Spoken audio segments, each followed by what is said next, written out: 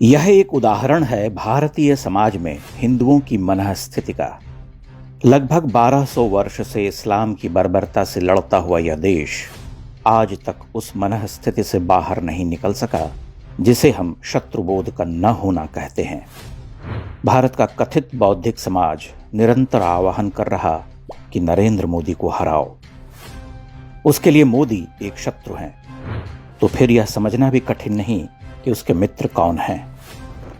क्या आप जानते हैं, आज से 1200 वर्ष पूर्व जब अरबी लुटेरों की फौज भारत में आंधी की तरह घुसी थी, तब उन्हें किसने रोका था? कौन थे वो सूरमा, अप्रतिहत आस्था के नायक जिन्होंने उन अरबी आक्रांताओं को उत्तर पश्चिम से खदेड़ कर बाहर कर दिया था? वो सूरमा थे गुर्जर प्रतिहार वंश के नायक नागभट्ट प्रथम द्वितीय से लेकर वत्सराज और मिहिर भोज तक।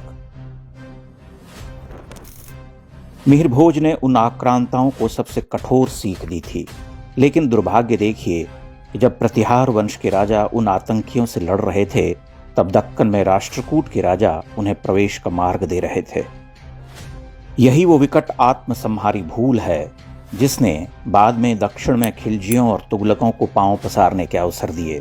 फिर दक्षिण में क्या हुआ सभी जानते हैं। उसकी सबसे भयावह परिणति महान विजयनगरम का ध्वंस है। यह लड़ाई प्रतीकात्मक है। भारत हमेशा से दो मोर्चों पर लड़ता रहा, एक बाहरी शत्रुओं से, दूसरा भीतरघातियों से। क्षत्रियों के संघर्ष और स्वतंत्रता का युद्ध लड़कर भारत स्वतंत्र हुआ, लेकिन पाकिस्तान की शर्त पर। उस विभाजन काल में लाखों लाख हिंदू नृशंसता से मारे गए। पाकिस्तान, अफगानिस्तान लगभग हिंदू विहीन हो गए। भारत में मुसलमानों की जनसंख्या कई गुना बढ़ गई, जो कि आज भी बढ़ती ही जा रही है। यहाँ तक कि देश के कई प्रांतों के कई जिलों में वे बहुसंख्य हो चुके हैं। उनके आतंक के समाचार इतने आम हो चुके हैं कि हिंदुओं को उन समाचारों से अब कोई कष्ट नहीं होता। यह नीम बेहोशी जारी है। इसीलिए आज का लेखक, पत्रकार और कथित बौद्धिक आह्वान करता है कि मोदी को परास्त करो, वह भारत का शत्रु है। यूरोप की ओर आंख उठाकर देखिए।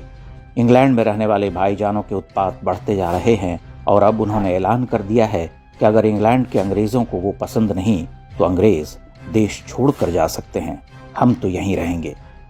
ऐसी ही घोषणाएं और मंशाएं भारत में लंबे समय से देखी जा सकती हैं। कश्मीर उदाहरण है। बंगाल के कई क्षेत्र हिंदू विहीन हो चुके हैं। केरल की यही स्थिति है।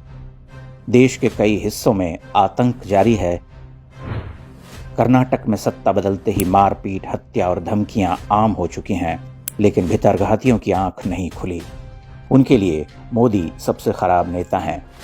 वे सपने देख रहे कि भाईजान फलेंगे फूलेंगे तो भाईचारा बढ़ेगा। देश विभाजन के बाद पाकिस्तान में बसे 20% से अधिक हिंदू भी यही सोचा करते थे। अब वे चारा बन चुके हैं। हर दिन हिंदू लड़कियों का अपहरण, धर्मांतरण और जबरिया निकाह हो रहा। 70-75 वर्षों में भारतीय सभ्यता के चिन्ह तक न रहे।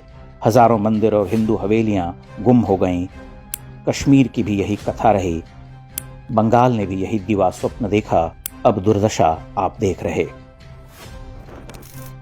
भारतीय जनमानस के लिए यह संघर्ष निर्णायक है।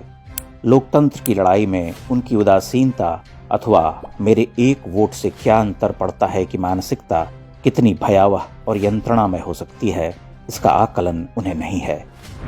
ऊपर से ये सेक्युलर कवि लेखक जो समाज को निरंतर पथभ्रष्ट कर अंतहीन दास्ता की ओर ले जाना चाहते हैं।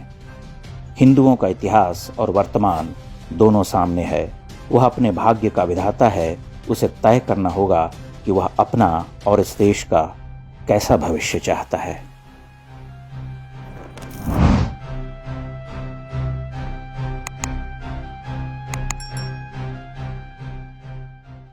इंडेक्स ऑनलाइन के वीडियो समाज को समर्पित हैं। आप इनको डाउनलोड करके जैसे चाहे वैसे प्रयोग कर सकते हैं। चाहे तो आप हमारे टेलीग्राम चैनल से जुड़ सकते हैं।